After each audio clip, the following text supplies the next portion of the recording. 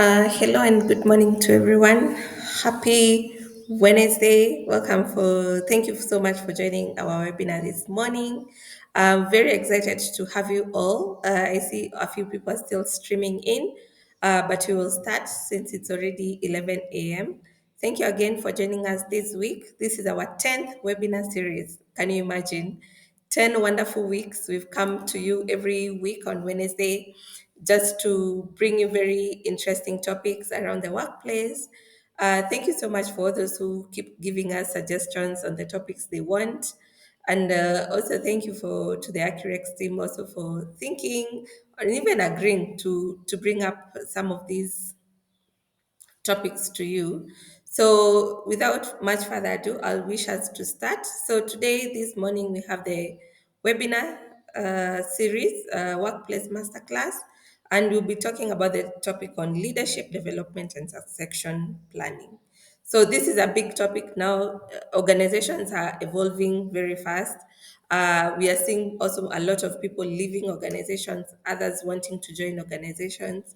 So I think the biggest question we should be asking ourselves this morning is, are we ready, or are we developing our leaders? What is the plan? In case also these leaders leave, what is the plan? So welcome again to this webinar series. Bringing you this wonderful webinar is ACCUREX. ACCUREX is a HR consulting company. We also do trainings, team building. We'll discuss more about our company as we progress forward, but I'm very happy to have you here this morning. My name is Purity Wanjiro, and I'll be the trainer for this morning. So let me just get a thumbs up that you're able to clearly hear me, you're following, then we proceed. Oh, awesome. Very good. So the way we've structured this training this morning, we'll have about 45 minutes to 50 minutes of presentation.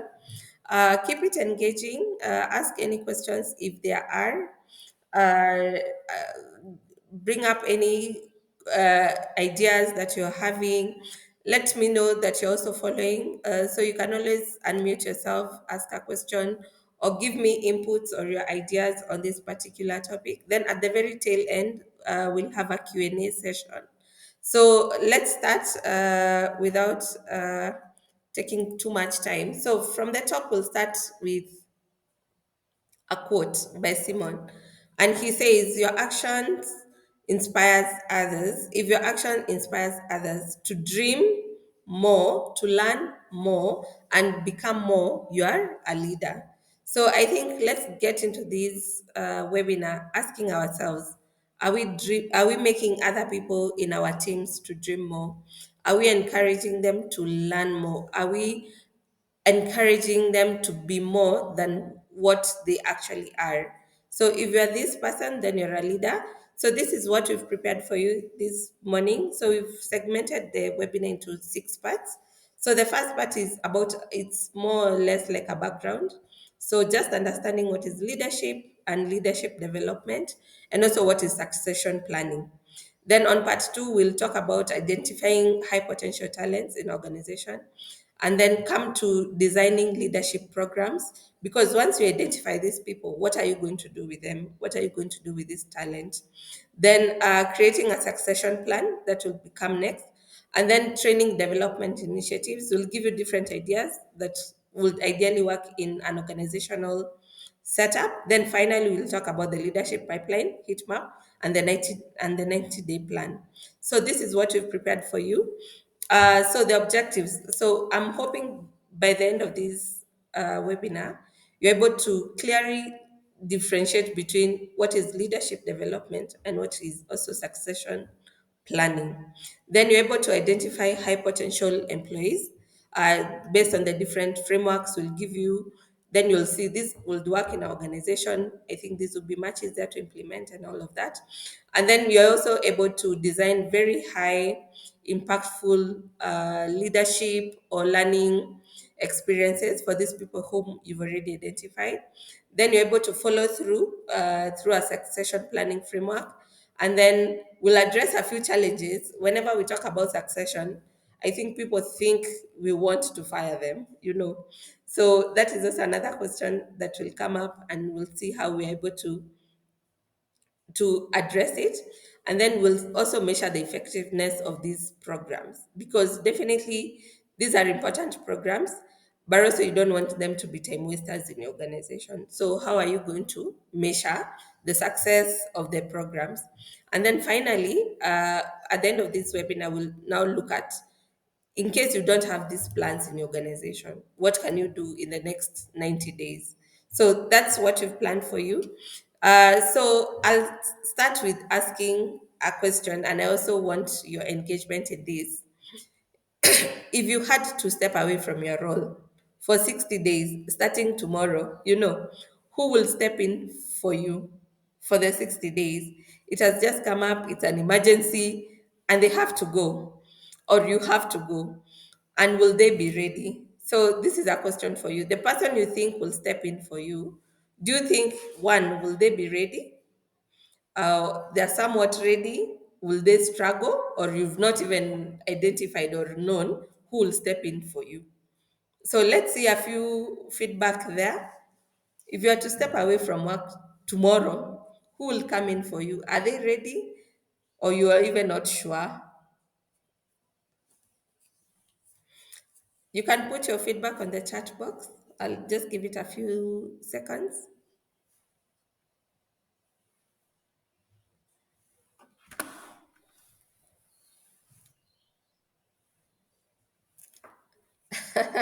Winfred, somewhat ready. Okay. Ready. Okay. That's nice. Violet, somewhat ready. They will manage. Them managing, does that mean they are ready or somewhat ready? And then Sarah's ready.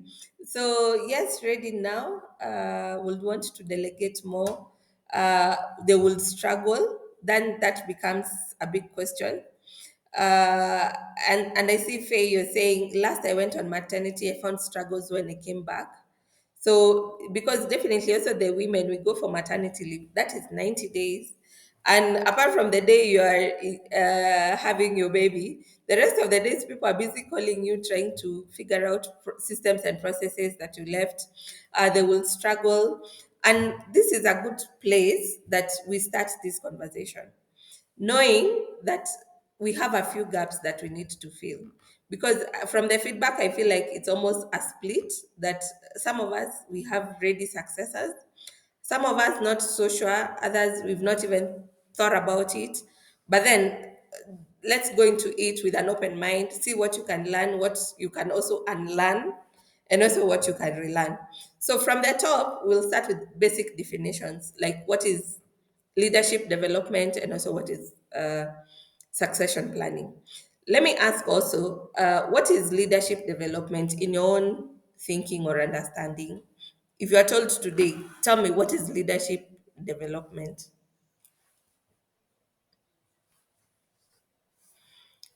Okay, so ideally, leadership development is, what are you doing to develop capabilities of your team? What are you doing to change their mindset? Or what new skill do you want to impact to them? And a lot of times, when we talk about leadership development, remember it's not technical development, because with leadership, you're looking at the softer skills that will make this person to become a better leader. So assume this person is an engineer and they're very good at what they do. They're very committed to what they do, but maybe their behavior is not aligned with leadership behavior. And you see, with leadership behavior, we are looking at things as communication skills, we are looking at emotional intelligence and all of that. So, whenever you hear about leadership development, that does not necessarily mean it is skills development or technical skills development. You're just trying to see, how can we prepare this person, not for the role per se, but for the responsibility of taking care of people. Because also remember, with leadership, you cannot lead yourself, you have to lead other people. So that is the most basic definition of leadership development. Now we move to succession planning. What is succession planning? Because every time, I think a lot of people hear about succession planning, They either think someone is retiring or they are old in the organization. So, but ideally, what is succession planning? So, succession planning is number one, identifying potential people that may take up especially the key roles in the organization, because our company, for example, is a HR consulting company. We know among the many key roles we have, one is for trainers, consultants. So if one of your trainers doesn't show up, for example, do you have someone ready to take up that role or that responsibility? So that is the first part of succession planning, identifying the roles and the roles that are key in your organization, and also potential people who might ideally pick up these roles. And then once you've identified, is to prepare them to be able to take up these roles. So preparing, I will still get into more details on how to prepare these individuals. But why do we do succession planning? Number one is business continuity. We don't want, in the absence of one person or a couple of people, business comes to a standstill. Then you also want to the people who are showing real talent in the organization, to give them some sort of audience, some sort of platform that they can work best. Then the last one is reduce risk. And it's very similar to business continuity, because I normally see whenever our top talent or our best employee tenders their resignation, we almost want to fidget and ask, why is he leaving? And then you are quick to ask, can we renegotiate? Can they continue staying with us? So you don't want to be left at that risk that you're busy negotiating with people that are already decided or made up their mind that they want to go. So at the end of a succession planning process, you need to come up with a document that actually shows that these are the roles that are key in our organization. These are the people that potentially will pick up these roles, and they'll be ready at this time. Because, for example, when you're doing succession planning, we don't have normally a very clear picture that this role is going to be vacant in 1 year, 2 years, 3 years. We just do it to plan in case it becomes vacant, even in a week's time. We have someone ready to take up. So, what are the key differences between these two concepts? Because do not confuse that leadership development is the same as succession planning. They could somewhat be very similar, but they are different in their own nature, in their own scope of the scope or what they are able to attend to. So, with leadership development, which is on the left, it's building capacity and influence. So, you just want to make sure people have the capacity to take up leadership roles. It's a very long term investment. And also, it's very continuous. With leadership development, you have to keep doing it over and over again. And then it applies to a very broad application, because this I think I'll define shortly.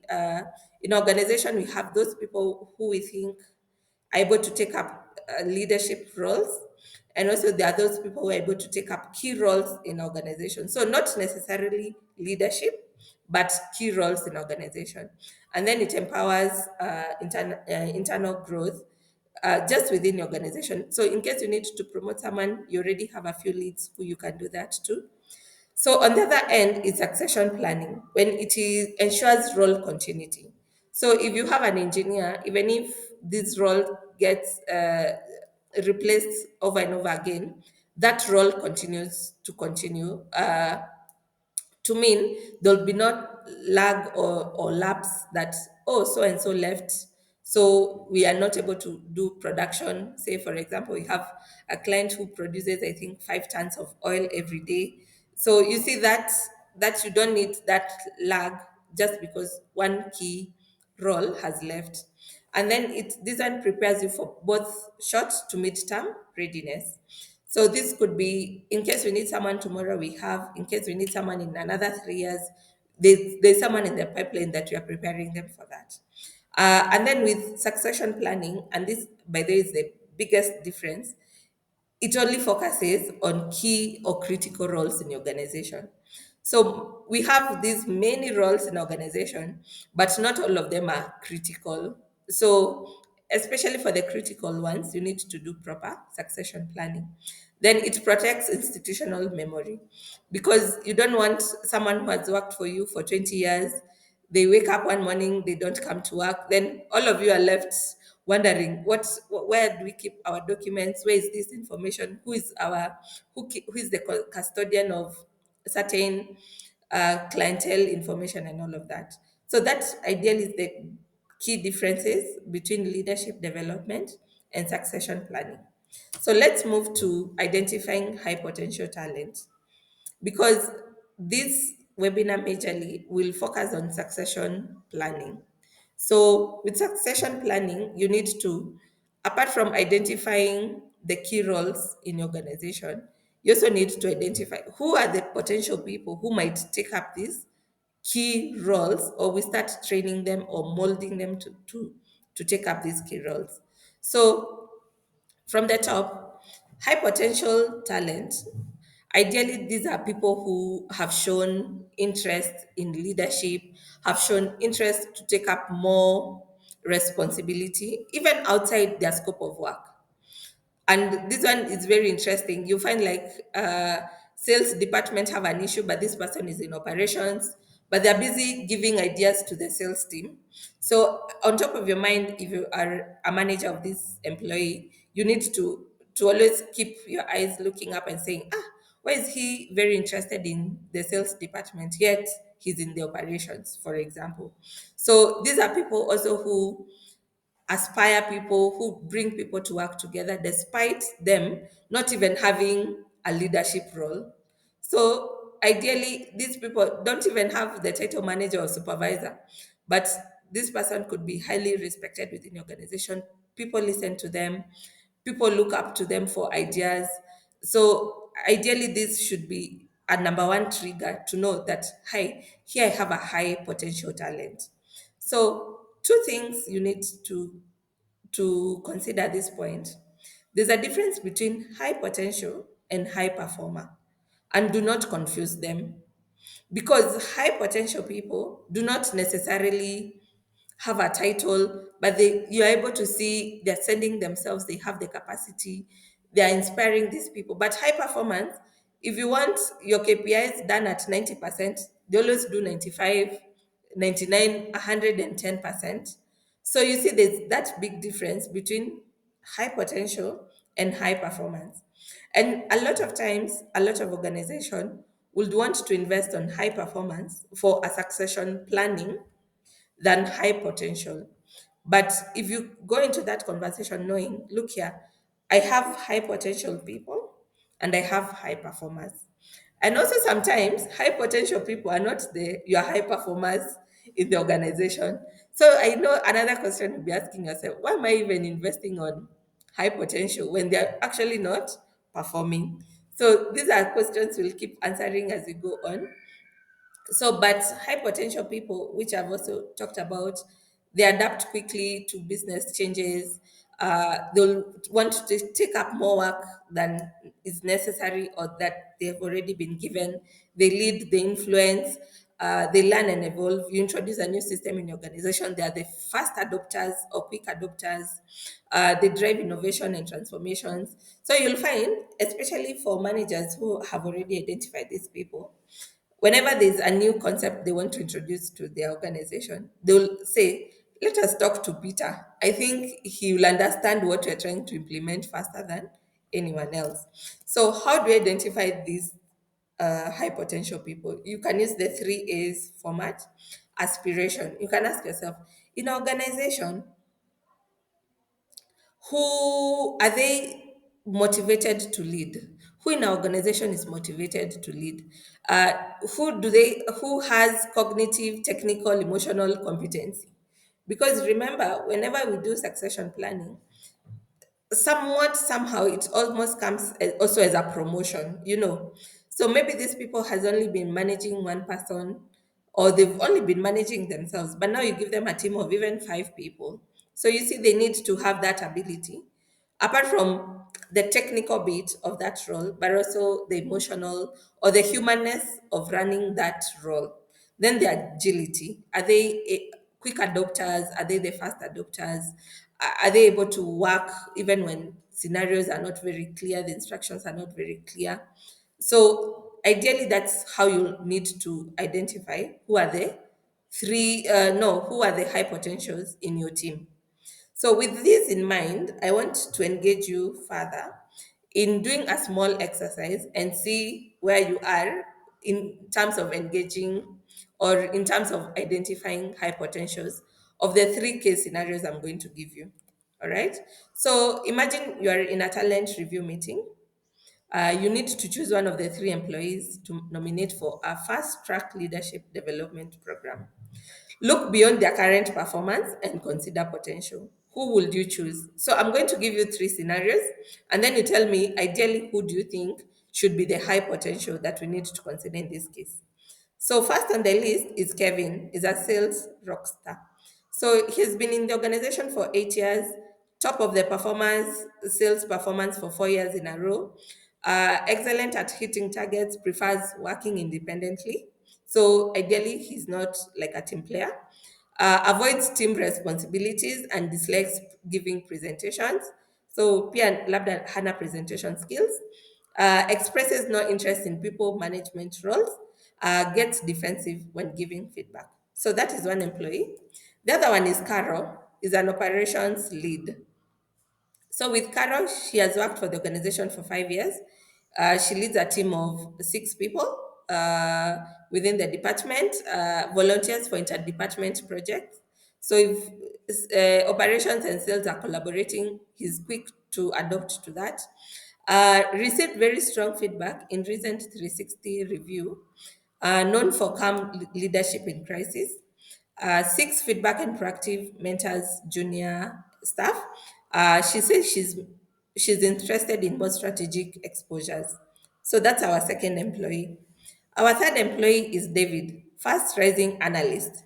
So joined the organization 18 months ago, high learning curve, regularly suggests improvement for data processes adopted company-wide, doesn't have any leadership skills yet, but seeks out for them, was nominated for Innovative Award last quarter, and then recently shadowed a senior leader for a week and asked to be included in cross functional meetings. So, of the three, you've gotten the description. Who do you think in this case will be the hypo and why? So, these are questions I'm throwing to the floor. If you have an answer, you can raise your hand. I can give you a chance to speak. Yes, Herbert.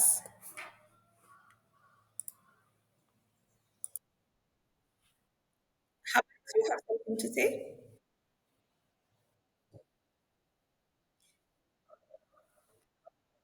Uh-huh. All right, let's move to Violet. Violet, any suggestions? Also, you can put your thoughts on the chat box. Yes?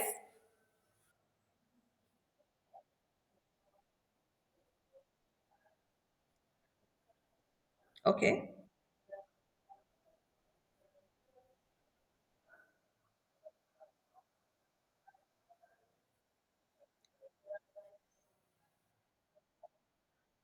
Mm.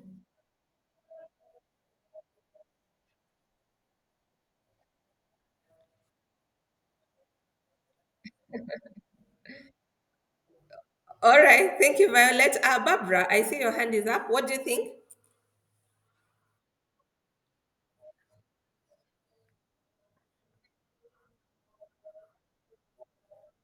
Mhm.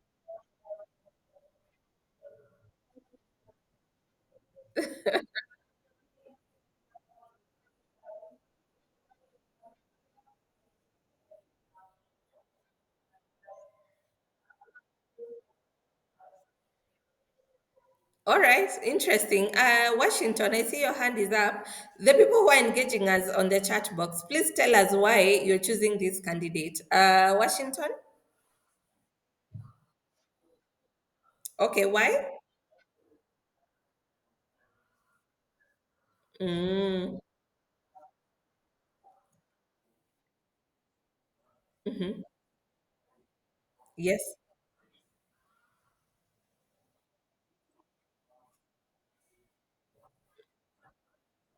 Mm, Mm-hmm.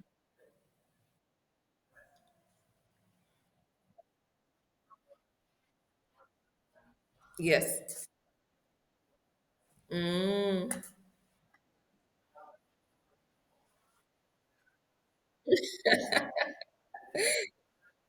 Uh-huh. Mm-hmm. Okay.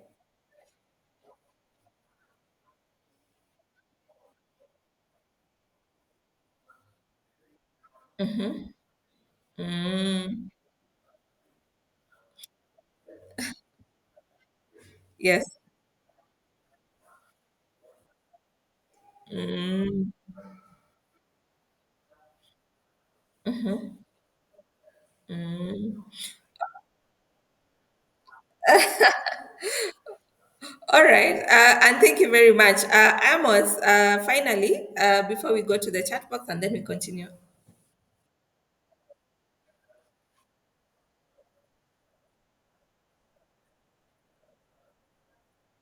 Mm-hmm.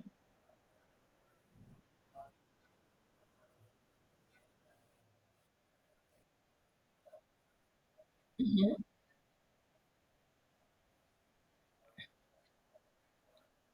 Mm-hmm.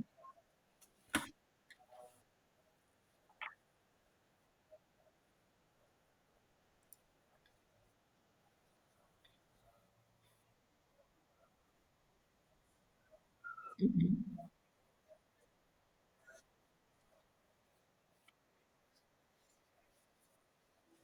Awesome. Thank you so much, Amos, and everyone who has contributed. Also, from the chat box, I see Immaculate, you're saying Carol, she has reflected leadership. Also, I think she has been in the company for long. So, and I see a lot of people are falling on the space of the Carol has been there for a long time. Rispa, for under 1 minute, give us your thoughts and then we can close this engagement.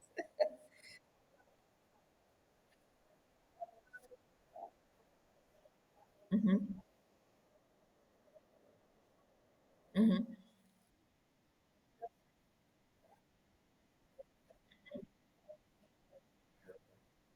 mhm.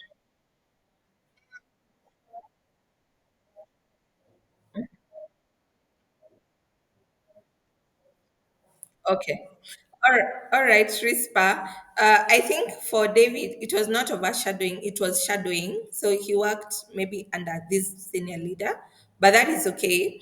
So I see Barbara, a very interesting thought you've brought here. Fast tracking David at the expense of Carol may also demotivate Carol, but David won't feel sidelined as he's still growing and new. So I think this question, I'll just leave it pending for now. Does succession planning mean also that we have to consider the long term or long serving employees? So think about it. We'll come back to it at some point. But let's continue. So what I had prepared, or what I was thinking when I was coming up with this, I had given different scenarios. So Kevin, high performer, low aspiration, no interest in leadership, and he has said that he doesn't want to work in a team. So you might want to use coaching. If, for example, you are to consider him a high performer, no, a high potential at some point, you can do performance reviews. For Carol, definitely this is the strongest candidate of the three when you talk about the high potential. But you can still get her into mentoring programs now that she's also keen in mentoring others as well, and give her more roles, more strategic roles in the organizations. You could do the shadowing bit with Carol. I know David is these young chaps who join our organizations are like what, and they want to quickly take over everything. So definitely David, I think also the age could also potentially be very young because of their agility. They are flexible, they want to do all of these things. Shadowing would work, put them in bigger projects, put them also in a talent development program so that it maybe, for example, and this I'll talk about shortly, whenever we do succession planning, you need to think about it in terms of time. So, will do I need this program for 6 months, for 1 year, for 3 years, for 5 years? So, with the talent development program, maybe it could be a 3 year plan, you know. So, which are some of the tools you can use to identify high potential talent? I know I talked about the 3 A's, but also in the market, we have very good tools that you're able to use to identify these big talents. So, the biggest tool we have in the market currently is the 9 box grid. So on one axis you put potential, on the other axis you put performance. So if this person is low on potential, low on performance, I think you need to do something about them, which could also mean you separate with them because they're not adding too much value in your organization. But if someone is high on on on potential but they're low on performance, this is an opportunity to just grow them, develop them, give them more programs of learning and all of that. Then you need to also check if someone is very high on performance, like the case of David, very high on performance, very low on potential. So these people ideally are people you can trust. And a lot of organization, they have high performers and low potential. And unfortunately, some of these, they make the biggest teams of supervisors and managers, very high, very good in performing, but very low in terms of potential. But then with succession planning, you also need to look who do we have has a balance of performance and also has a balance of potential, and that makes up your core part. But then you need to also look. Maybe I perform averagely, but I have very high potential. So these are the people you need to start exposing to the succession plans. I noticed something else. I know also in our organization, we do succession planning in secret. So we need to bring it out. Stop making it as a secret because I also think the moment you talk about succession planning, and I said this earlier, people think you're out to fire them, you know, or you are out to separate or exit them. But I feel like for organizations, if you're able to do them openly, this is a concept that could largely be accepted within our organization. So that is number one. And actually, this is, I don't want to say the easiest, but the most effective because it gives you both the metrics of high performance and high potential of the people that you are assessing. However, we also have other tools or methods you can use. You can use the 360 feedback, talk to your clients, talk to their peers, talk to the managers, just find out what they are saying about this person. All right. So this one will reveal behavioral strengths. Someone will say something, the blind spots, maybe they don't see, or also you don't see as their manager. So the other one is behavioral event interviews.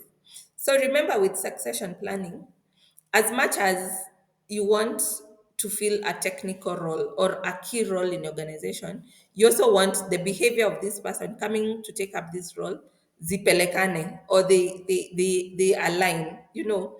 So because of that, you might be forced to do behavioral either assessments or interviews.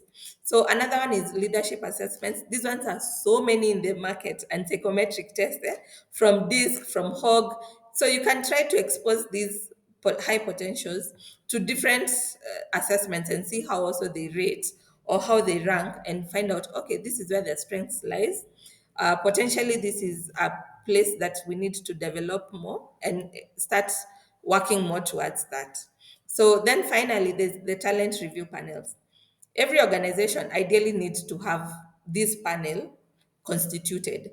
So this could be a panel made up of different departments, people from different departments, just coming and sitting down and asking themselves, in our team today, who are the high potentials? Who do you think will ideally take up these roles? What are the key roles in our departments? Because remember, also organizations are very evolving by their nature. So today, a key role could not be the same one year from now. So you need to keep this conversation live so that whenever there's a market change or a market dynamic, you're able to quickly go back to your live document and change it. So best practice, instead of just using one tool or method, you can use a number of them and just see how, if you mix 360 with a leadership assessment, what you get from this 360 feedback, will it be the same that you can get from an official assessment? Then if they link, then you are on the right path. If they don't, then you need, maybe you not, now you'll need to introduce another method to assessing these high potentials. So we move to developing leadership programs, because these are very important. So you've already identified these people. What are you going to do with them? Because identifying them is one role, developing them now becomes a whole task on its own. All right. So with leadership development programs, they have to be very structured. You need to have an end in mind. You need to know, this is the objective I want to achieve if I introduce Alex to this program, if I introduce Sheila to this program. What is the end? What do I want her? What do I want to achieve by taking her through a succession plan program? So what skills, what experience, what behaviors do I want for her or him to come out with at the end of this program? So there are different programs you can use. So also depending on your organization, what will work, what is also available to you. There's the micro learning. This one I really like, because with micro learning, this person needs to develop emotional intelligence. So you just expose them to that behavior only, or that skill, or learning. So you only say, okay, this person is struggling with decision making, for example. So you just make them focus on decision making as a skill for them to learn. Then there's the stretch assignments.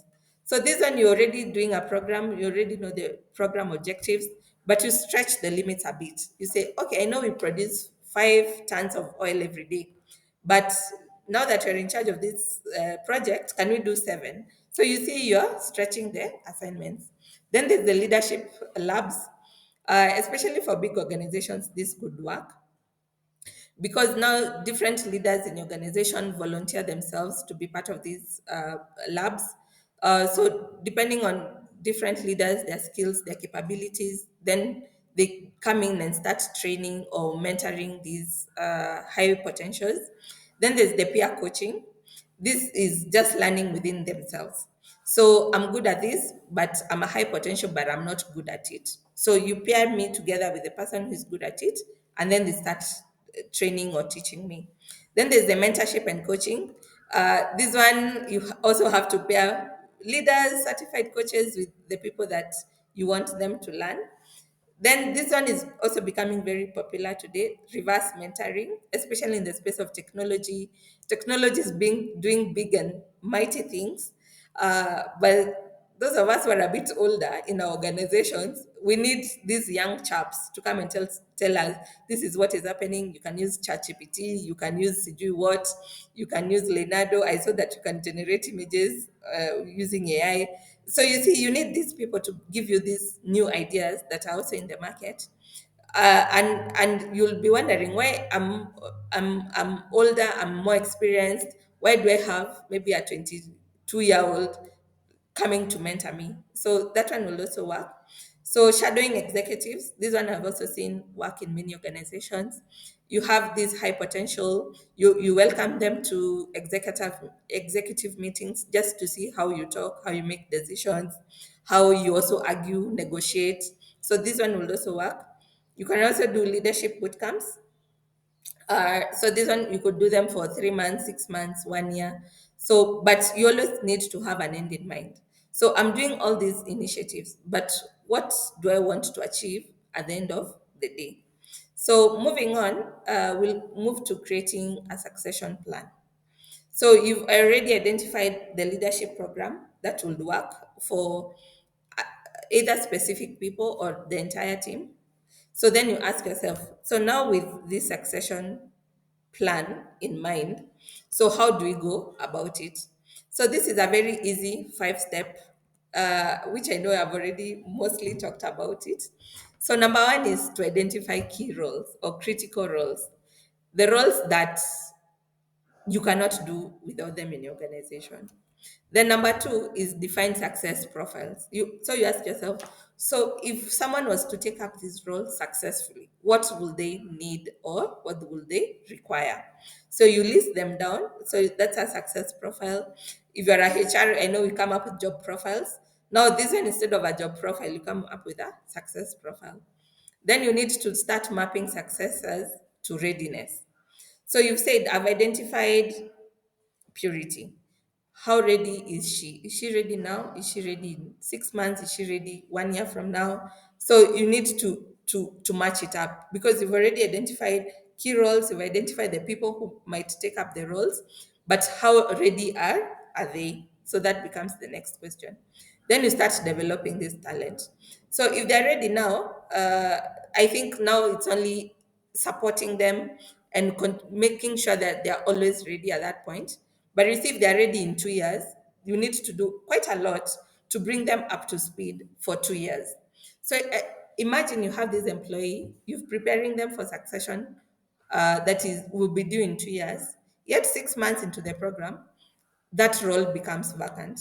So you see, you need to do a lot of firefighting to be able to bring this person from a 2 year mark to a 6 months mark. So, and finally, is review and refresh quarterlies. These initiatives, you cannot do them without reviewing. So every move you make, especially in terms of succession planning, you need always to ask ourselves, what are we doing right? What are we not doing right? And how can we correct it? That I'll talk about shortly as we proceed. So ideally, a succession planning tool would look like this.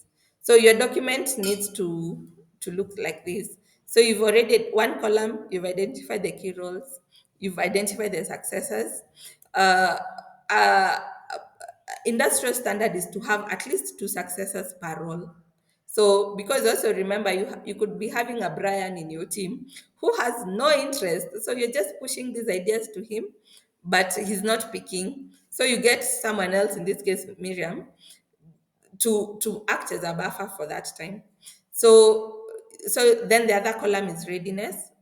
When are they ready? Are they ready now? Are they ready in 1 year, 2 years, 3 years, and all of that? And then you ask yourself, what do we need to develop? So for every role, you'll and also you find for the two, like the Brian and the Miriam one, you'll find also the development needs could be also totally different. So this is something you need to consider. So this is something you might want to come up with at your own level when you're thinking about succession planning. Then, sorry. So Amos, your hand is up. Talk to me, please.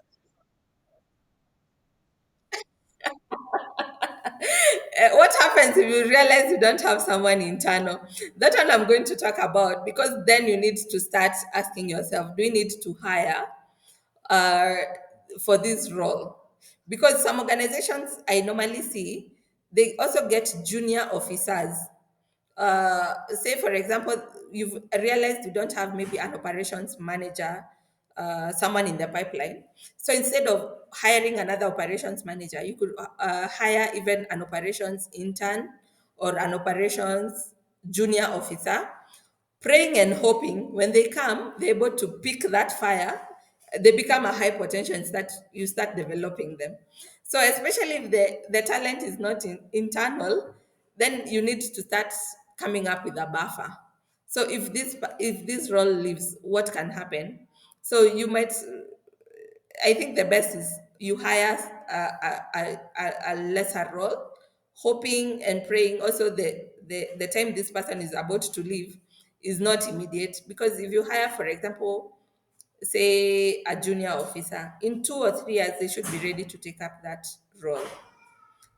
So thank you so much, Amos, for that. As we continue, talent development initiatives. So, what are some of the initiatives you can employ to develop your talent? So there are a few.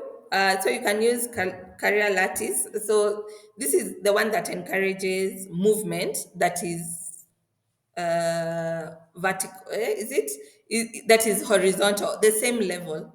So people are not obsessed about promotions, but they are happy and willing to move from this role as much as it's in the same level, or even move to another department. Some organization will say cross, what is it called? Cross functional movement.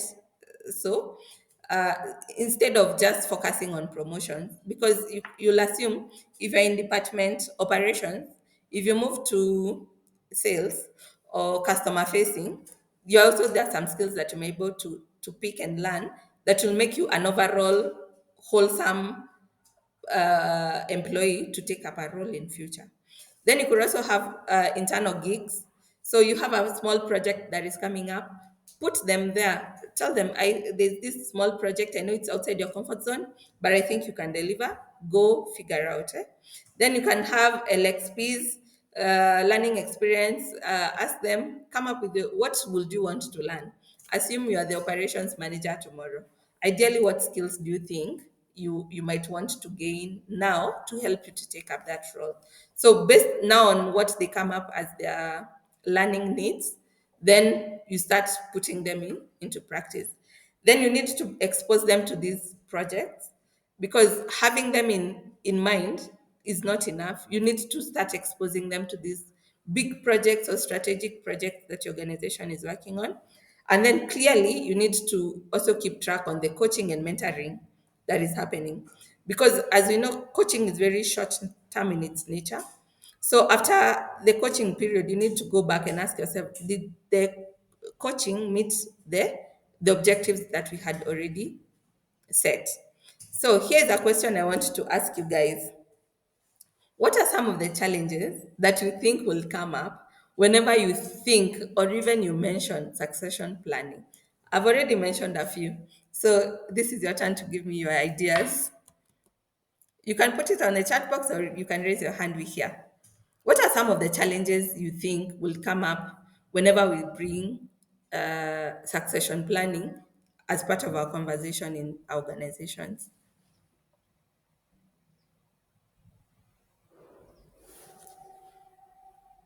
All right. I hope we are together. Faye, I see your hand is up. Hi.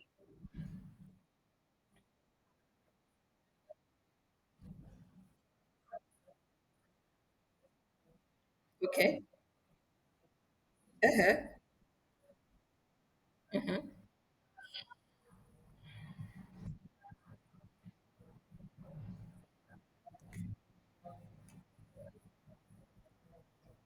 Okay.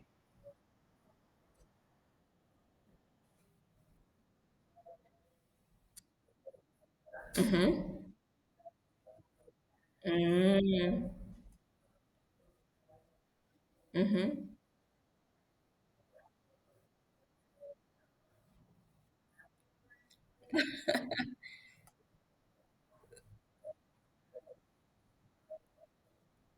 All right. Very good questions that you've brought up, Faith. Because also, for how long do you keep a high potential in the pipeline? Because you are saying we are preparing for this role for 5 years. And the moment you tell me I'm a high potential, I don't think human nature, I'll not wait for 5 years to get that role. So what can you do? Then you've brought up the issue of salary increment. So once you're a high potential, many organizations, I don't think so, but we can hear also other ideas. So from the chat box, I see a lot of challenges that may come up: unfairness, rigidness, the selection criteria, biasness, fear of the unknown, office politics, and this one is very big, lack of leadership commitment. Also, because now you're saying the moment I start shadowing, I'll also come to the HR and ask her, what is the plan that you have? I've been busy shadowing here. So you see, these are the right questions that we are asking. But let's see what challenges that might come up from this process. So, an employee holding a key role who doesn't want to grow or do job rotation is mark timing to exit at the right time. Okay, let's see. Let's continue the conversation. Very interesting insights we are having. So some of the challenges that might come up, and definitely they are not inevitable, is fear of replacement. Because you think I'm developing this person, they might grow too big that they can replace me. There's the biasness in selection. Like the example we were saying, Carol was here for 5 years. We have this new chap for 18 months. Then you're wondering, why did they choose the 18 months one and not me who has been here for 5 years? And then the career holding, no one wants to either share information, show people what they actually do, lack of diversity. You find some roles are very prominent or very male dominated or very female dominated. So whenever you think about that successor, you think maybe in those lines, and then the hidden transitions. And this one I had already talked about. Whenever we talk about succession, we want to almost keep it like a secret. Oh, let us expose him, but not tell him that we're exposing him. So, how do we measure the impact of the efforts that we are putting in? So, so you need to be able to measure the success of the efforts that you're putting in, either success or lack of success thereof. So the early indicators that your succession plan is working for you is now what is the percentage of roles that have ready successors. So if the percentage is high, that shows early success signs. High potential people in the development programs. So, how many people are you exposing to the development programs? The bench strength. So, in terms of successors and roles, how many do you have? So, if these numbers are high at this stage, then this shows you have early success signs. All right. Then later, the results. So the internal promotion rate, what is the internal promotion rate? So you might not be promoting to replace that key role that we talked about, but do you have midterm plans either to promote these people? Because I think that's a very critical question Faith brought up, is asking for how long can you keep these successors in the pipeline? I think you might need to be giving them something as they wait for this big uh, role that you have in your organization. Then retention of high potentials. And when I was coming up reading more about this topic, this came very interesting because the moment you tell me I'm a high potential, by the way, I'll also start looking for organizations that might also appreciate my high potential. So, especially when you've already talked and communicated to these people that, look here, you are a high potential. What what are the mitigating factors to retain them?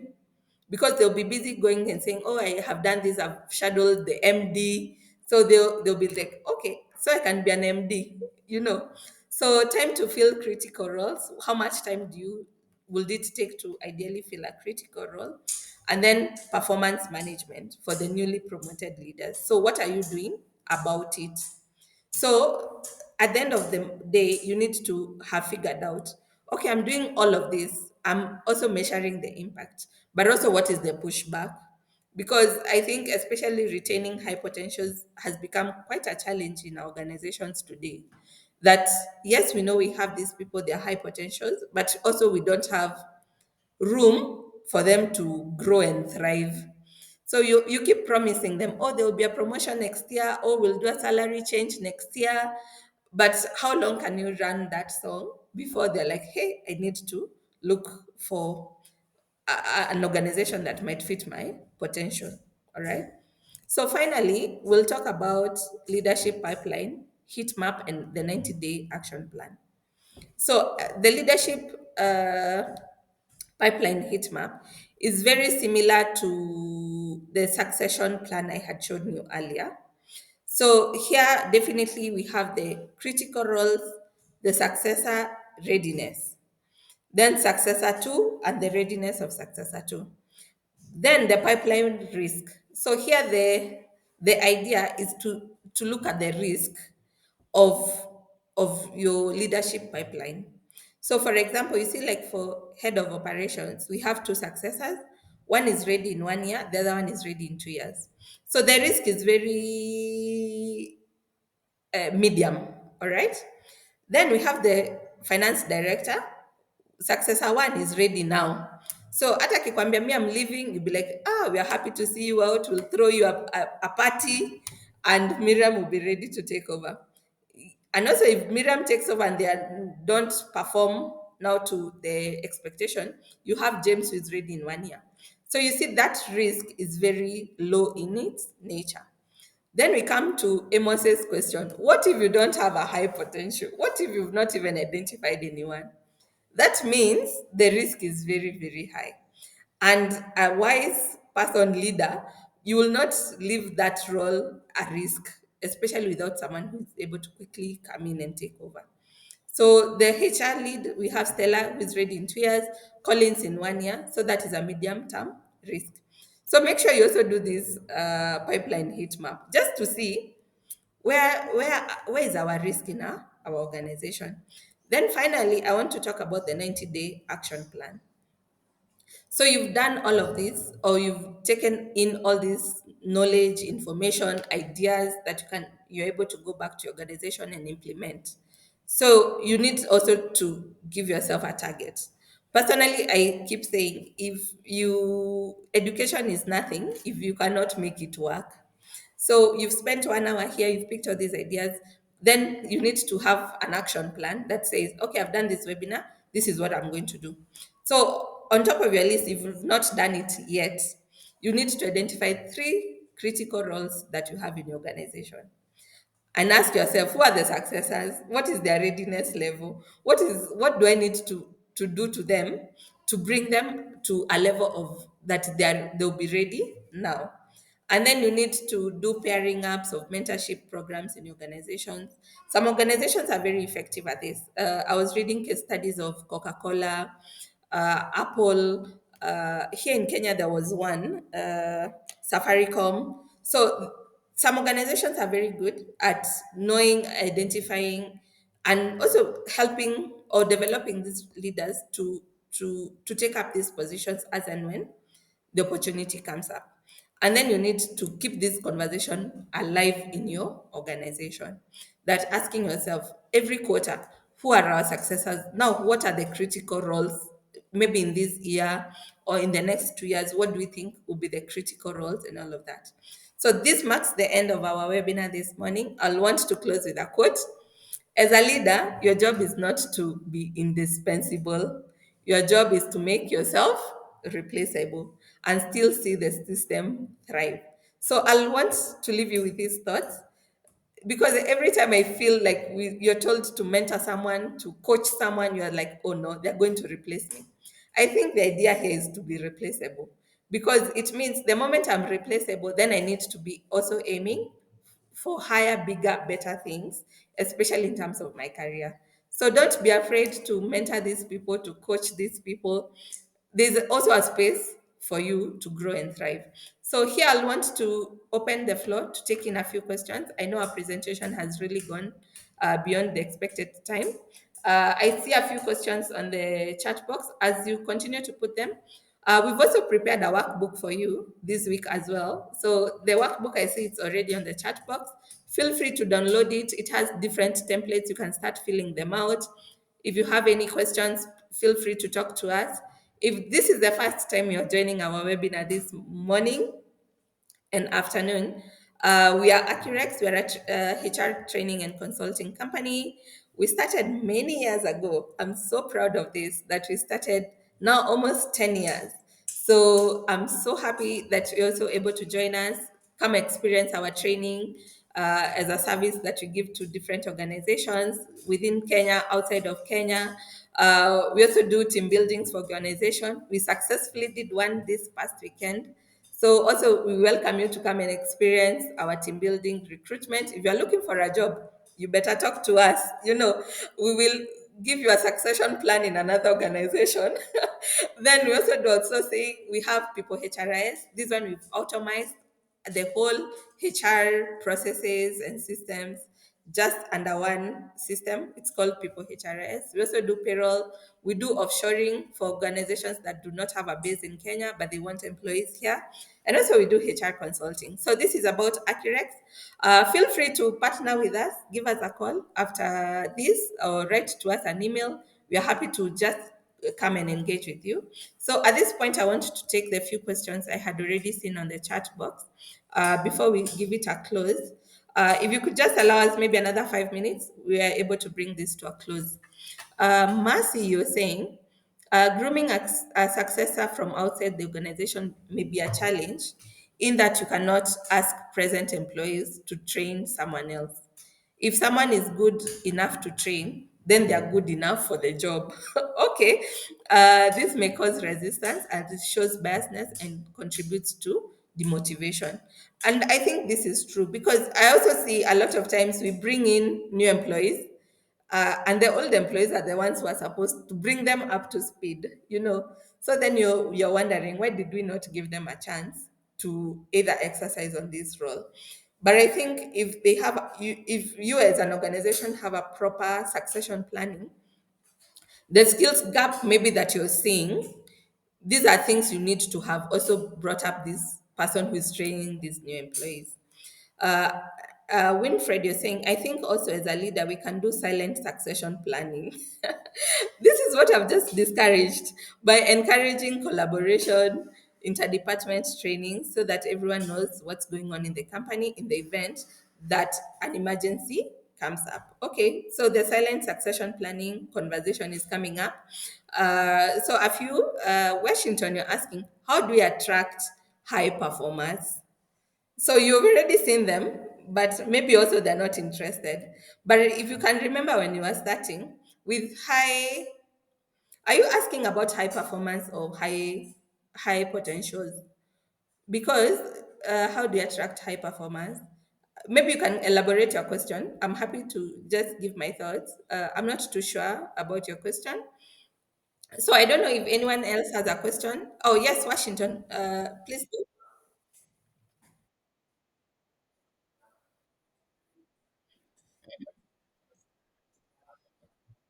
Mm.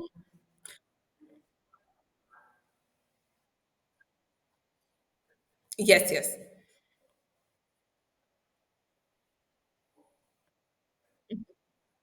Mm. Mm.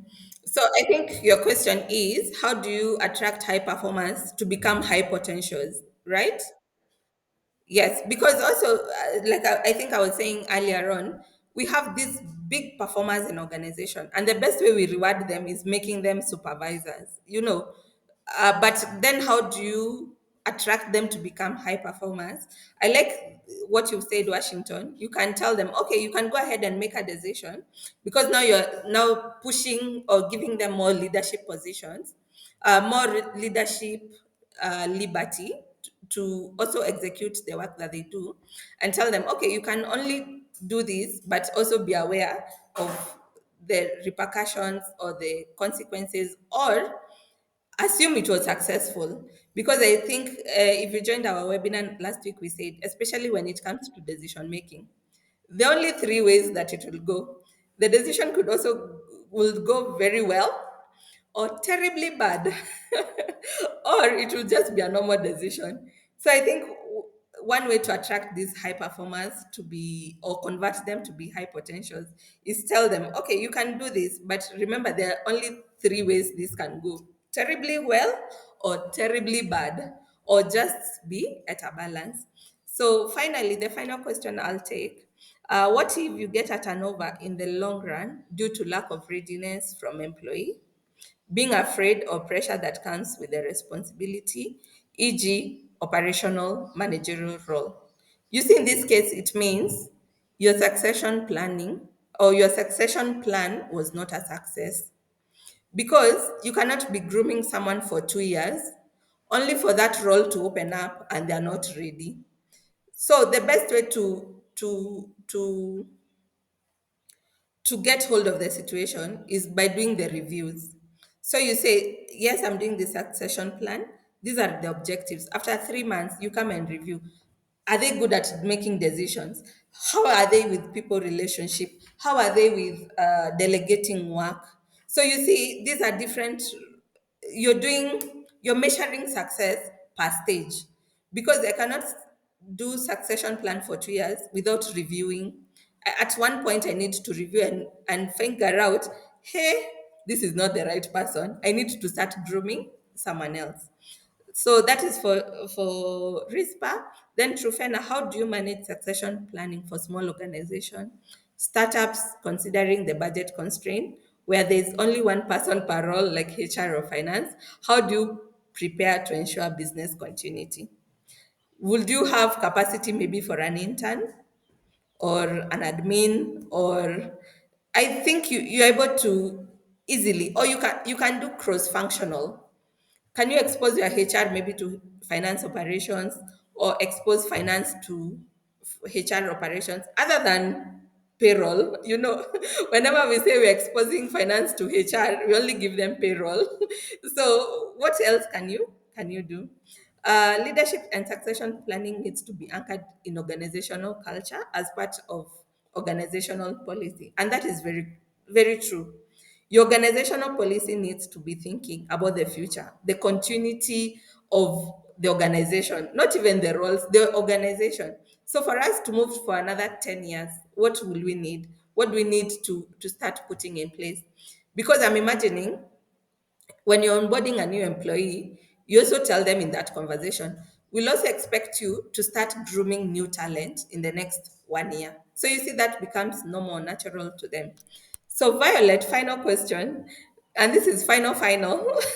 What happens when you are done succession planning, and when there's a vacant role of the same, another person is considered? Number one, I think that is very discouraging. And I think now it comes back to your organizational culture. How comes you've done all this effort only to pick someone else or get someone even from outside? And I see that's where maybe a lot of leadership, or not leadership, management conflicts will come in, because either one person had this idea that I'm grooming this person to take up this role, this opens up. Another manager comes in and says, no, no, no, I don't think they're ready. Let's take someone else from outside. So I think that will still come down to your organizational culture, because when you're doing succession planning, everyone in that organization needs to be on board with that idea, so that even if it's the CEO, the directors, they know whenever an opening comes up, it will come up from inside or from internally, other than trying to look or push other people that were outside the succession planning. So I think that is it from me and the entire team of ACCUREX. Thank you so much for joining us. I'm so sorry we've really gone beyond the time limit. But I'm hoping to see you next week. We have the feedback form ready on the chat box. Feel free to give us feedback. What are you enjoying about these webinars? Are they helpful? Are they making any meaningful change to you and your organization? Give us that feedback. If you want a certificate from this session, please leave your names and your contact on the feedback form. We'll give you a certificate for the same. We are looking for trainers, by the way. So if you think you can train as good as I am, feel free to also give us your name and your contact details on the feedback form. We'll reach out to you. What else? We have a WhatsApp community. So feel free to also join the WhatsApp community. You'll get live updates on what you're doing. Follow us on social media. See what big and mighty things you're doing. Visit our website. We have the events page. We have other webinars coming up. We have other trainings. We have a HR team building coming up in like 1 month's time from now. So we have these exciting opportunities all for you guys, and I hope you're able to consume all of them. Invite us to your organizations. We are happy to come have different conversations with you guys. If you want a free training forum, this is the team to talk to. So feel free to reach out to us. I see Mark, your hand is up. Do you have anything to say? You can just unmute yourself. All right. So I think that is it. Let us close this here. Yes, we have Jane. Please share the WhatsApp link. Violet is asking for it on the chat box. So see you next week. No, 2 weeks from now we'll have another session. And also talk to us. Feel free to engage us. If you implement this plan and it's not working, give us feedback. We are happy to give you other ideas on the same topic. But other than that, have a very wonderful Wednesday afternoon and the rest of the week. Put this to test, put it to work, and hopefully to see you soon. Enjoy your afternoon. Thank you.